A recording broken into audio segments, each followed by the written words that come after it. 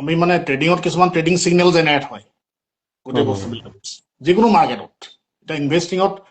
তোমাৰ আইডিয়াটো কথা কোৱাচোন মানে কি চিষ্টেমত ইনভেষ্টিং কৰিছিলা মাৰ্কেটত মানে ভাল ষ্টক এটা কেনেকৈ চিলেক্ট কৰা মানে মই এই মাৰ্কেটৰ ওপৰত মই অলপ এক্সট্ৰাকে মই ধৰি লওক গুগলত বা চাট জিপিটিত সেই যিটো ষ্টক হয় সেই ষ্টকটোৰ ওপৰত মই এটা চিম্পলকে মানে এনালাইজ কৰোঁ যে মাৰ্কেটৰ কণ্ডিশ্যনটো কি চলি আছে তাৰমানে ধৰি লওক আজিৰ পৰা 1 উইক বা 1 মান্থৰ আগৰ মাৰ্কেটৰ যিটো মানে ষ্টেটাছ সেই ষ্টেটাছটো কেনেকুৱা আছিলে সেইটোৰ ওপৰত বেছ কৰি মই অলপ চাৰ্চ কৰি লওঁ তাৰমানে যে মাৰ্কেটৰ ভেলুটো আগত ধৰি লওক 1 মান্থ বা 1 ইয়াৰ 1 মিনিটলৈকে নাচাওঁ মই মিনিমাম 5 মান্থ বা 6 মান্থৰ আগত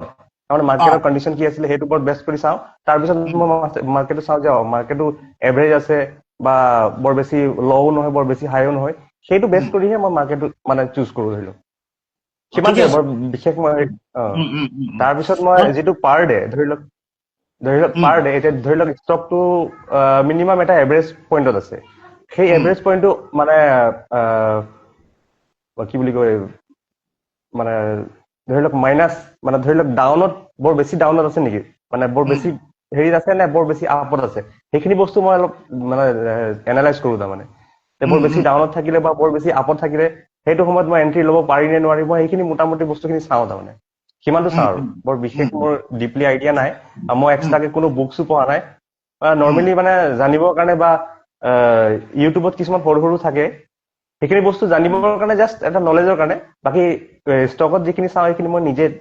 এনালাইজ কৰি চাওঁ তাৰমানে চাট জিপিটি ইউজ কৰোঁ বা গুগলৰ পৰা কিছুমান বস্তু ইউজ কৰোঁ চিম্পল সিমানে আৰু ষ্টকতটো সকলোৱে ইনভেষ্ট কৰিব পাৰে এইটো ইনভেষ্টিংটো কাৰণ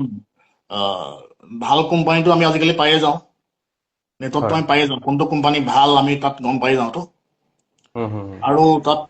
এআই বিলাকতো গম পাই যায় কোনটো ষ্টক ভাল কোনটো বেয়া এইবিলাকতো গম পাই যায় আজিকালি কিন্তু লং টাৰ্মৰ কাৰণে ইয়াতে কোনো প্ৰব্লেম নাই কাৰণ এইটো লিভাৰেজ মাৰ্কেট নহয় আমি যিমান টকা আছে তাৰ ওপৰতে ৰিস্ক মেনেজমেণ্টৰ ওপৰত কামটো কৰোঁতো কিন্তু তাতে এতিয়া বস্তুটো কি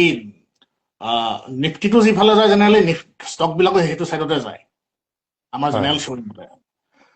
নিফটিটো যদি আপ ট্ৰেণ্ডত যায় ষ্টক বিলাক আপ ট্ৰেণ্ডত যায় কিন্তু নিফটিটো কণ্ট্ৰল কৰে US মাৰ্কেটৰ পৰা সেইটো ডাউ 30 ওপৰত ডিপেণ্ড হয় যদিও ইণ্ডিয়াত ইণ্ডিয়ান কিছুমান আমাৰ হেৰি আছে ইনফ্লুৱেঞ্চাৰ বা এনেকুৱা ধৰণৰ কিছুমান কাৰণ আছে যিবিলাকৰ ওপৰত নিফটিটো এফেক্ট হয় কিন্তু হ'লেও গোটেই বস্তুটো আল্টিমেটলি US-ৰ পৰাই কণ্ট্ৰল হয় US মাৰ্কেটটো যিফালে যায় ইণ্ডিয়ান মাৰ্কেটটো চেম ট্ৰেণ্ডতে যোৱা দেখা যায় আৰু কিছুমান ক্ষেত্ৰত নাযায় এতিয়া অপশ্যন মাৰ্কেট বা কিবা মাৰ্কেট ফিউচাৰ মাৰ্কেটত নাযাব পাৰে কিন্তু অভাৰঅল ট্ৰেণ্ডটো সেইটো চাইডতে গৈ থাকে আৰু ইণ্ডিয়াতটো আৰু আজিৰ সময়ত এটা বস্তুটো কি ইণ্ডিয়াত তাৰমানে মেক্সিমাম যিবিলাক ডাঙৰ ডাঙৰ ট্ৰেডাৰ বা ইনভেষ্টৰ আছে সকলোবিলাকে আজি ইণ্টাৰনেশ্যনেল মাৰ্কেটত ফৰেক্স কমডিটি ক্ৰিপ্টত মানে চিফ্ট হৈ গৈছে তাত বহুত কাৰণ আছে কাৰণ সেইটো মাৰ্কেট 24 আৱাৰ্ছ খোলা থাকে আৰু ডেফিনেটলি এটা কথা এটা মাৰ্কেট 6 ঘণ্টা খোলা থাকিলে আমাৰ প্ৰফিটটো যিমান হ'ব 24 আৱাৰ্ছ খোলা থাকিলে প্ৰফিটটো তাত 4 গুণ হ'বতো যদি মাৰ্কেটটো চেম ট্ৰেণ্ডত যায় 4 গুণা হয় 4 গুণা হ'ব আৰু বিশেষকৈ ইয়াত মই এটা ইণ্ডিয়ান মাৰ্কেটত এটা বস্তু পাওঁ ধৰি লওক ৰাতিপুৱা 9:15 বা 9টা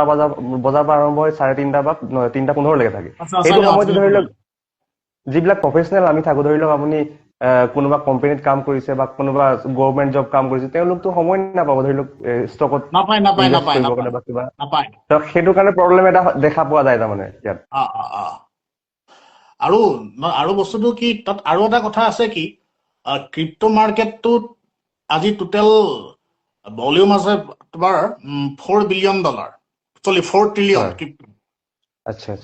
ক্ৰিপ্টো মাৰ্কেট কেপিটেল এতিয়া $4 ট্ৰিলিয়ন ইণ্ডিয়ান GDP সমান ইণ্ডিয়ান GDP $4 ট্ৰিলিয়ন